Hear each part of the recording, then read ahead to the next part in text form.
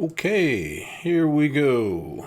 Welcome, everybody. This is Chris Reddy with Western New York Photo Walkers. We are going to get started here in just a second. We're going to spend a little bit of time tonight talking about time lapses and multiple exposures. Probably most of it's going to be on time lapses.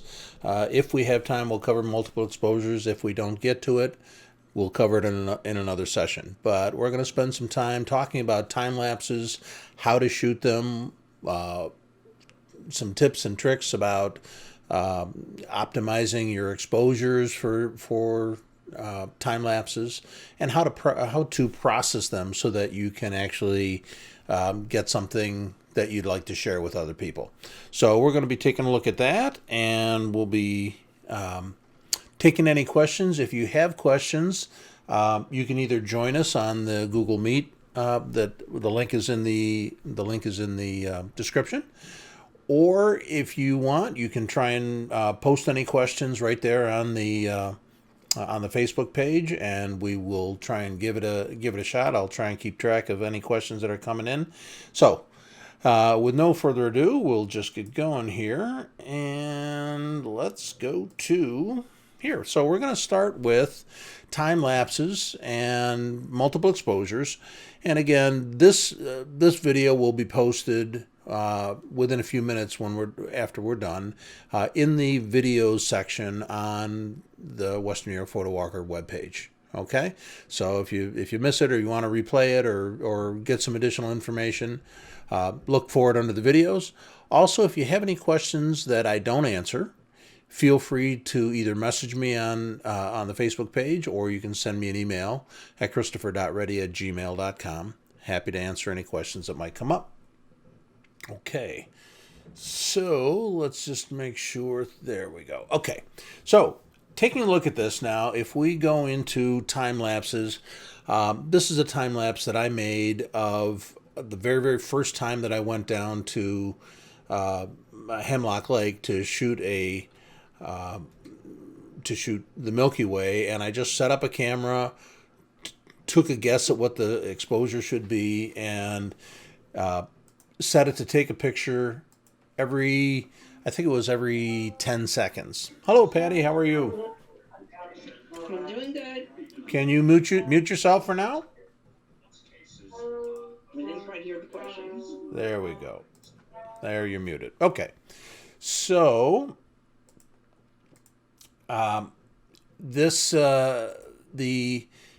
excuse me. Sorry. There we go.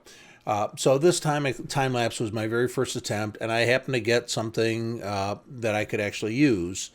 And when I went back and took a look at these pictures, the main thing that I did was I eliminated the ones with most of the clouds in it, so that the beginning of it starts out with just the Milky Way. But this was single images at 24 frames a second, and I think it was a couple hundred images. And it gave me a time lapse that I could actually use. Next time I went out to do star trails, this is right from my backyard. And again, same sort of thing. This is taking those individual images and bringing them into, there's a setting in the software, the stacking software, that allows you to save each image individually, and it accumulates, and then you bring those images in the process that I'll be talking about in a little bit, and you make a movie out of those individual images, and that's this end result. And it gives you this repeating kind of a time lapse, which is kind of neat. Star trails, very, very common kind of way to use a time lapse. This was a total of about 560 photos. You don't need that many, but I set my camera up in the backyard. It was about 35 degrees, and I wasn't going to wait for it, so I set it up with a couple of batteries, told it to start taking pictures, and 6.5 hours later the batteries died, but I ended up with enough pictures to do a real nice time-lapse video. So, this next one, and again, I'm just going to show you some examples, and then we'll get into some details about how to actually take them. This was 207 photos. This was up at the beach, up at Charlotte. It ended up with at about between 3 and 5 seconds, depending on whether you export it at 24 frames per second or 30 frames per second. But the idea is that whether you're capturing a sunrise or a sunset, it's a great way to show passage of time. It's a great way to capture movement that if you're just standing there looking at it, it might actually be kind of boring, but you speed it up. And when this dredge was going on, it was interesting to see, it was getting a lot done. So, and then meanwhile with the sun rising in the background. I made this just as a test about an hour ago, testing out the process and just setting up my camera, 115 pictures. Bring it in here. There we go. And just having it capture images. Now, there are some things that you can do based on how you want that image to look. Your shutter speed is kind of critical, because if you want to show it as basically stop motion, then you're going to use your regular exposure settings and 60th of a second or whatever your exposure is going to be. However, if you want to show a time-lapse looking movie, if you want to create a movie that has that blurred over time, like you see this last image here, then you want to have an exposure that is slower, quite a bit slower, so it actually shows some blurring. If you shoot it a 60th of a second or faster, it's going to look like just a fast video. It's going to be crisp and sharp, and it's just going to look like a video that was sped up. If you have a slow exposure, and just whether it's at 1 second, 2 seconds, 3 seconds, if you have a slow exposure, you'll see some blurring in between each picture, and it will show movement. And that's kind of critical, especially if you're trying to show movement, whether you're taking a picture of traffic or people walking by. You won't have crisp images of the people, but that's not the point. The idea is to show movement. And so if you have pictures of people walking by at a slow shutter speed of, say, 1 second or 2 seconds, they will become a blur, and the composition will be enhanced because you're going to be seeing an image that has movement in it and blurry movement in it. So it's going to show action. And that's kind of what you want to do.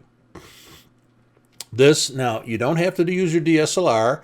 I've been doing time lapses for years now, and whenever I'd have a project, I would set up a camera, whatever I had on hand. Sometimes it was a web camera, sometimes it was my point and shoot camera, and I just set it to take a picture every few seconds. And I've got two examples here. The first one had some carpet put down last year. Set up a web camera at one end of the room and just said, okay, let's, come on back here. There we go. Back up one. There we are. All right. And then I told the guys ahead of time, I said, I'm just going to be doing this so that I can have a record of what was going on. They were fine with it. They didn't have any problem with it. But just went through the entire day, and again, I had it plugged in so that it could run for as long as it needed to.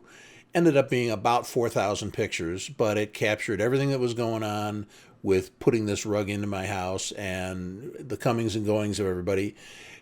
You might think this might be considered a surveillance video, and this is basically what surveillance videos are. Multiple frames, usually shot at several frames a second, 2 or 3 frames a second. This, I think, was one every 30 seconds, or one every 3 seconds. But that's basically what surveillance video is. And I did the same sort of thing when I had a patio put in, and this was just from a web camera. And I told the guys I was going to do this, but just started it taking pictures, and then use the method that I'll talk about in a little bit to capture that, add some sound effect to it. I thought that soundtrack kind of matches their activity in this build. So, at any rate, you can do all kinds of different things with time lapses. In most cases, we'll be talking about using time lapse for landscape capture, sunrises, sunsets, anything that is going to make an attractive composition, and you can use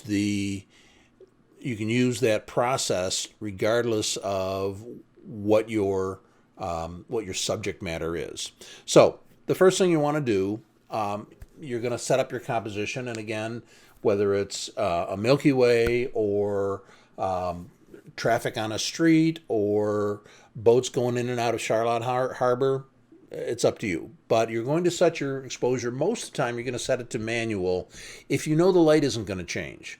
However, if you're doing a sunrise or a sunset, you're going to have a drastic difference in the amount of light. If you're doing something like the Milky Way, then you're not going to have that much difference between your exposures, because it's all dark and the Milky Way isn't going to change its brightness too much. So in general, if it's a fairly stable exposure, you want to use manual. Otherwise, you're going to put it either on shutter or aperture priority, and that will allow the camera to adjust for the exposure. And you're going to have to test to see how your camera manages that. But I've had good luck. That sunrise that I had up at Charlotte with the dredge going up and down, that was with aperture priority, so that the camera could close the lens down as the sun came into the picture, and it gave me a good stable set of exposures across all of the frames. Obviously, you're going to be shooting on a tripod. You're not going to handhold this at all. And when you're on a tripod, you always turn off image stabilization. There's no need for it, and sometimes that image stabilization gets confused. You're going to focus on whatever your composition is and then turn off the autofocus, because there are some cameras, and it depends on your camera, but there are some cameras that will try and focus in between every shot, and it's not going to work. So you really need to make sure your autofocus is off. You're going to turn off your high ISO noise reduction and the long exposure noise reduction. Again, we don't want that getting in the way. We can do any noise reduction in Lightroom or Photoshop after the fact. Automatic white balance, this is one of those instances where you're going to turn it off. Again, you want to try and get as much consistency as possible. We will be shooting RAW, so that's less critical because we can override that without any problem. But if you want to use any JPEGs that if you're shooting with RAW plus JPEG and you want to use those JPEGs, turn the automatic white balance off, set it to daylight, and or depending on your subject matter, but set it to a consistent setting. Then you can use your JPEGs immediately if you want to. Otherwise, you can set the white balance in Lightroom after the fact with the RAW. Okay, you want to make sure you are shooting in RAW. That gives you the best options for that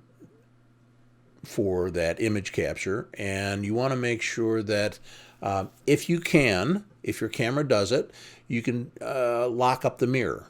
And again, it depends on the features of your camera, but if you can lock the mirror up, that's less vibration every time the camera opens the shutter. It doesn't need to get the mirror out of the way. It just gets out of the way, stays out of the way. You don't need to see anything because you're not going to move the camera for anywhere from 10 minutes to an hour or 2 hours. So mirror lockup if possible. One thing I also do, and again, it depends on how quickly you're going to be taking pictures, but if your timing can afford it, you turn on the delay timer. And most cameras have this now, and it's a great way to, again, get any vibration out of your picture, especially if it's a longer exposure. What happens is with that 2-second timer delay happening, you can tell the camera to raise the mirror, count down 2 seconds, and then open the shutter and take the picture. Again, that eliminates any vibration. That number 7 is kind of in place of number 6. So if you don't have mirror lockup, or instead of mirror lockup, just turn on that 2-second delay timer, and that will allow you to do that. It'll eliminate any any vibration in each of your shots. Okay. When you're shooting a time lapse, you want to use the intervalometer. Most cameras have an intervalometer built into them. If yours doesn't, you can certainly add an intervalometer. Where are we here? You can get a little guy like this. These are relatively inexpensive on Amazon. You can get them under 20 bucks. You can either get the kind with the cable that plugs right into the camera, or you can get, if your camera has a wireless capability, you can get a wireless version of this, or you can get a version of this that has another module that has a wireless receiver and plugs into the camera also. And that will allow you to trigger the camera remotely. But what this does, it has a timer function built into it so that when you turn it on and you can tell it how many pictures to take over what time period. And this will drive the camera, and the camera just listens and says, oh, I need to take a picture. And then this controls the timing. So this is a handy little guy to have. If your camera does not have an intervalometer built into it, this is a real inexpensive way to do it. What you don't want to do is be sitting there pressing the shutter release. Well, you're not going to be doing it, but even if you had a remote release, you don't want to be sitting there pressing the shutter release once every 10 seconds for a couple hours. That's going to get old real fast, and it's not going to give you consistent time lapse. So an intervalometer of some kind or another is very handy. Another thing you need to consider, and that is how many pictures can your camera take on a fully charged battery. Most cameras will do anywhere from 200 to 800 pictures on a fully charged battery. Depends on your camera. I know I can get between 300 and 400 pictures on a fully charged battery. However, to make sure that I can continue shooting or leave my camera set up to shoot for 6 hours, I got a grip. It's a vertical grip for my camera, and that grip has the capability to hold, and it depends on the grip, either 1 or 2 additional batteries. And with that, I can shoot for between 6 and 8 hours, taking a picture every few seconds. Plenty of battery power. You can also get a what's called a dummy battery. This is one for a Canon. You can get a dummy battery that plugs into a power supply that you can run to a plug, if you have access to a plug. Depends on what you're shooting, but if you have access to a plug, you can plug this into a power supply. This goes in place of your battery and will stay on as long as it's plugged in. So that dummy battery, these run anywhere from $20 to $40 depending on your camera. You can get the ones from the manufacturer, and as usual, they're extremely expensive. This Canon one from the manufacturer, I think, is about $120.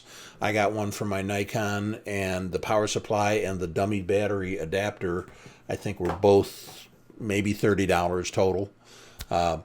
And they come in real handy. That's what I use a lot of the times when I'm doing these videos, so that I don't have to try and keep track of, is my battery dying or not. So that's kind of the stuff that you need to be not concerned about, but aware of, that your battery may or may not last long enough for the number of pictures you want to take. Also, if you're shooting in any kind of cold weather, the batteries just will not last long. Now, you can get little warmers that wrap around your camera, wrap around your lens, that will keep it warm. That's not a bad idea. It depends on the weather you're shooting in. But in most cases, if you're in normal weather, then you should be able to get anywhere from 300 to 400 pictures on a really fully charged battery. And what I do is I get my camera all set up, and right before I start shooting, I switch out the battery so that it's got a freshly charged one in there, and it'll get the maximum number of pictures. Okay? Alrighty. So, also, if you're shooting a time lapse of the Milky Way or star trails, your exposure is going to be determined by the calculations you've done on whether you want star trails or not. If you want star trails, you're going to be shooting at 30 seconds or longer for each exposure. If you want a shot of the Milky Way without star trails, that gets into the whole the 300 rule or the 350 rule, based on your lens and whether you're full frame or APS-C. And we can talk about that if that's confusing. But the bottom line is, you're going to be, in most cases, you're going to be shooting for between 10 and 20 seconds. And you want to set your ISO and your aperture so that you get the correct exposure for each of your several hundred photographs. Okay? And as always, you want to set the ISO so you get the maximum image quality, but still get the picture that you want. So if you're shooting the Milky Way, you're probably going to be shooting at an ISO of 1600, 3200, 6400 without a problem. And that's fine. But if you're shooting a landscape or a sunrise or a sunset, set it at your base ISO. Set it at ISO 100 or ISO 64, depending what your camera can do. Get the maximum image quality. And if that means that you need a 1 or 2 second exposure, great, no problem. You're trying to show motion, so that's not a problem. Stop your lens down a little bit. If you're not trying to capture the Milky Way or star trails, stop your lens down 1 or 2 stops, get the sharpest part of the lens working for you, and then check your exposure right before you start taking all the pictures. Check your exposure, make sure it's where you want it. Check your histogram, make sure it's where you want it, and you've got everything covered, and then go ahead and start that exposure. It's a great thing you can do. You can set your camera up in your backyard, literally point it at your driveway, point it out at the street, set it up in your house out the front window, and just practice capturing motion until you're comfortable with the process before it really matters. And before you're on vacation and you're trying to capture a sunrise or a sunset, you've gone through it a few times. You don't really have to keep the pictures if you don't want, but you can certainly get the practice. Okay? Now, another thing I want to mention, all this time I've been talking about taking individual photographs so that you can then assemble them using either Lightroom or Picasa or Adobe Premiere, or there's all kinds of other programs. I'm going to concentrate on these, but you don't have to use that. I would just want to show you something. Let me just switch for a second here. Okay, so this is my Nikon D810, and I'm going to bring up the menu. There is an option in the Nikon that allows me to do not only interval timer shooting, but also, and I hope this isn't reversed. Patty, can you tell me, is this reversed or not?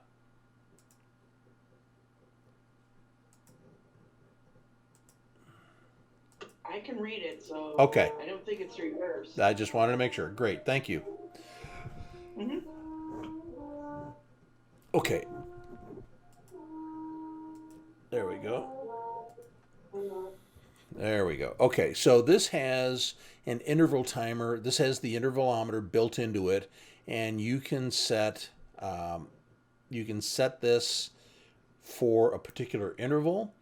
And I set this for the ones of me sitting at my desk. I set this for 3 seconds, and I can tell it how many of those intervals to do. I told it take 200 pictures and then stop. Okay, and then I can also tell it when to start. So if I want it to start at a particular time of day, I can program that right into the intervalometer, and that's the same thing that you can do on the external intervalometer, but that interval shooting, that is built into some cameras. Now, another thing that I wanted to mention, and we might be able to get to this by the time we're done, this multiple exposure, this also allows you to take multiple pictures, and then the camera will then combine them into a single image.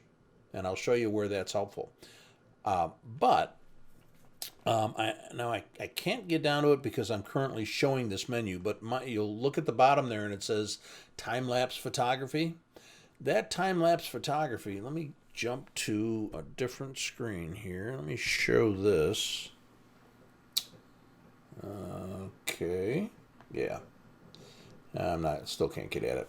But on here, the time-lapse settings on here, that allows the camera to take, it has the same kind of interval settings, but what it does is it takes all those separate images and it combines them in the camera, and you end up with a movie. You end up with a video, a time-lapse video, instead of all the individual images, which is kind of neat. I didn't realize it did that until I selected that accidentally, and I ended up with a single movie. Okay, now I know. But if you want to end up with the individual pictures, that's where you're going to use the interval timer shooting. And instead of, so you're going to use that interval timer shooting instead of the time lapse shooting. Okay? You'll also end up with a higher quality image because, well, for instance, this is a 36 megapixel camera, which when I process them into a video, it ends up being somewhere between 6 and 8K video, which that gives me the opportunity so that I can actually zoom in and not have any degradation in the video. But it gives you some other options. You end up with a much higher resolution video than you would if you use the one that's built into the camera. So just wanted to mention that that's something that your camera, some cameras can do, and try it. It's worthwhile. Sometimes if you're on vacation and you want to set this up on the balcony of whatever hotel you're at and maybe catch a sunrise or a sunset that way without any processing, let the camera, if it has that feature, let the camera do the work for you. Okay? So let me jump over here and my left. There we go. Okay. And okay, so there we are. All right. So now you've taken your pictures. You've got anywhere from a few hundred to a few thousand photographs.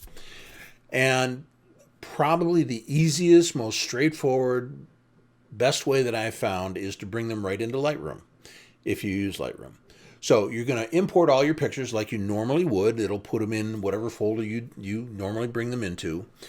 What you're going to do is select one representative photograph and you're going to make any adjustments, whether it's white balance or exposure or sharpening, whatever you want to do to it. You're going to fix that one photograph. You're then going to select all the other photographs and synchronize them. So in Lightroom, let me start up Lightroom and I'll show you what I'm talking about.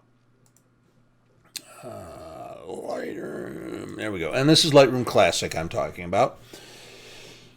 Excuse me. Come on, Lightroom. Alrighty.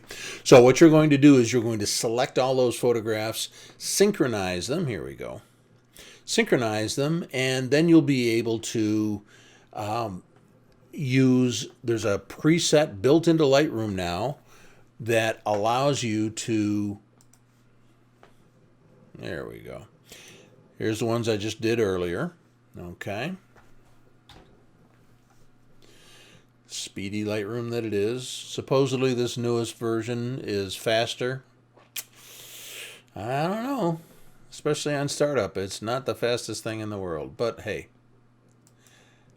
it still does a great job. Okay. So if we go over to the library, these are the pictures that I took and imported in about an hour and a half ago. And it's just me sitting at my desk to show you this process. Okay.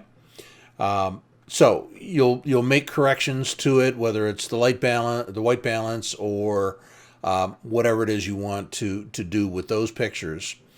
You're then going to select them all, and you'll look at the bottom there. You'll see that they're all selected in the bottom slide view. You'll then go over to Slideshow, and this is one of the few times you'll actually use Slideshow, but there's a preset in Slideshow so that if I have all of these selected, you don't do anything with this over on the right-hand side. But on the left-hand side, and again, this is available right through Adobe. If you Google Lightroom Timelapse, it'll take you right to the Adobe forum where you can download this free preset, and you can export it in either 23, 24, 25, 29, or 30 frames per second. I usually choose 24 frames per second. And all you do, once they're all selected down here on the bottom, all you do is you click on Export Video. And that's it. It generates a 1080p video. When you click on it, you can tell it what size you want it. The highest resolution is 1080p. And where you want it, and it will spit it out right where you want it. I'm not going to do it now because it takes a few minutes, but I'll show you the end result. Let me bring that bad boy up here. There we go. This should be it. There it is. Okay, here we go.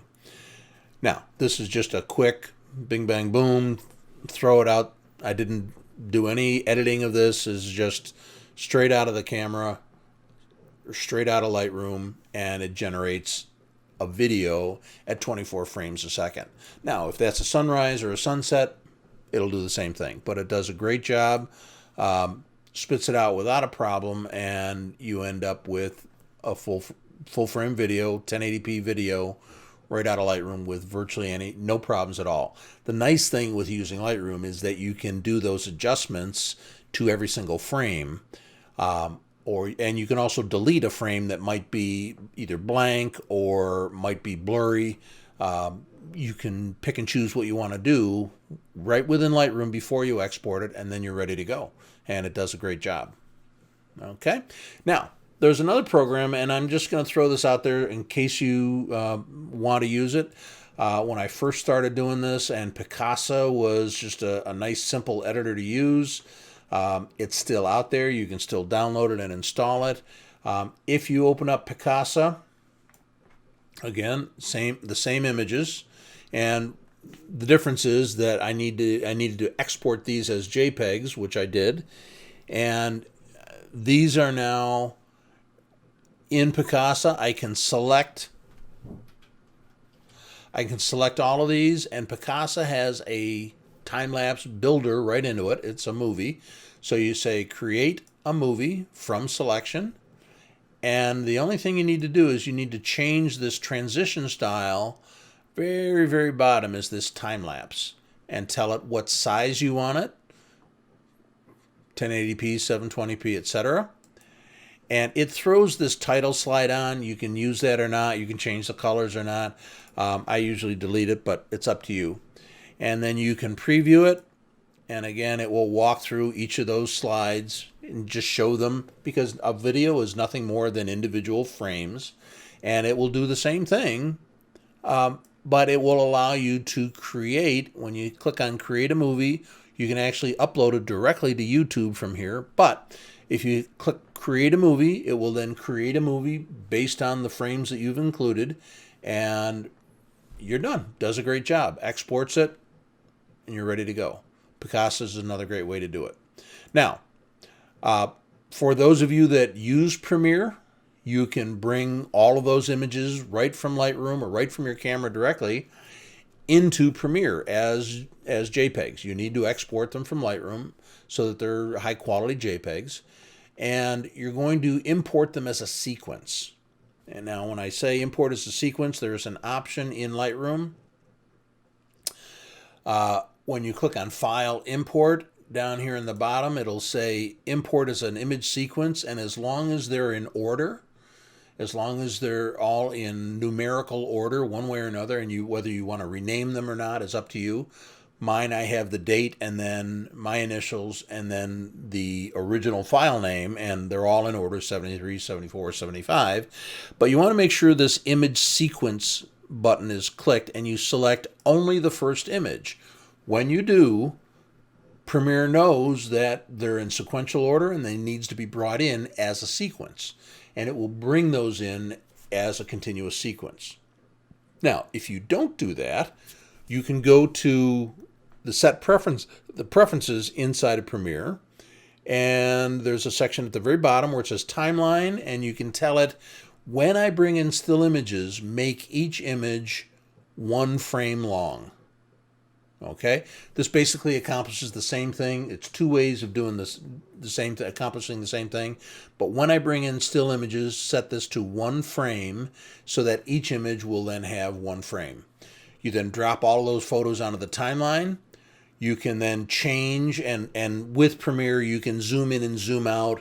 You can pan left and right while it's playing. You just have to set keyframes if you're familiar with Premiere. You can scale it up or scale it down with each of those individual frames. And then you do any editing on one image, and then you can right-click, copy, and paste it onto all the other images. And again, it applies those same effects to all the other images. You can then nest them so that it will treat all the images as a group. Premiere calls it a nest, and then you can apply any images to the entire group all at once. Okay, so if you wanted to do a pan or zoom, again, that's where you use keyframes, but you'll apply it to the entire nest. When you're all done, you export the video. I'm not going to go through this process because if you're familiar with Premiere, this will make sense. If you're not familiar with Premiere, this is not the place to start.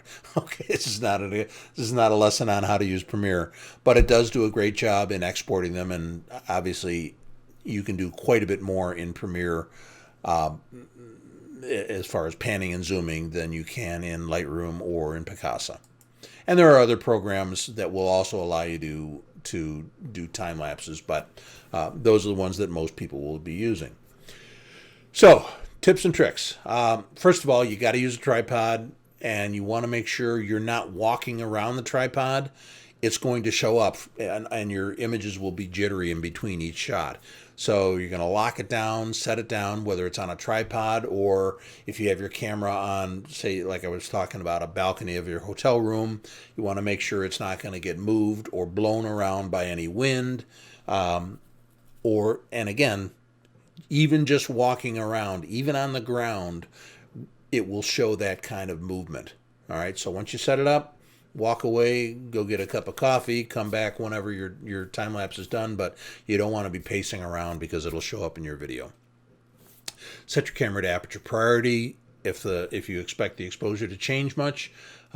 If not, set it on manual and just figure out what your exposure needs to be, and it'll lock that down. Make sure you don't touch the camera. You can't really change the battery.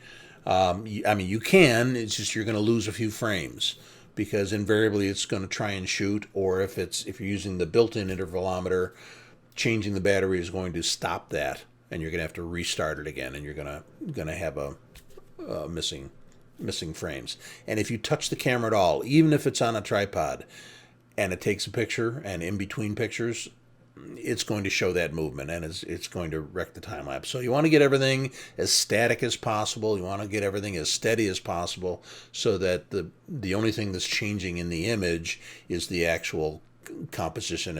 Or not the composition, but the subject matter itself over time. Okay. Also, set up your camera if you're going to be doing a time lapse at night. Set up your camera. You want to make sure that on your camera, if you have the capability to put a cover over the viewfinder, some of them have a lever that will actually block out the viewfinder.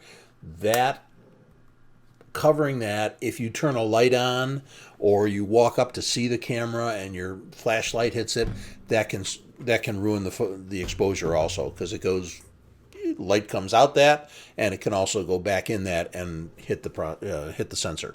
So be very careful.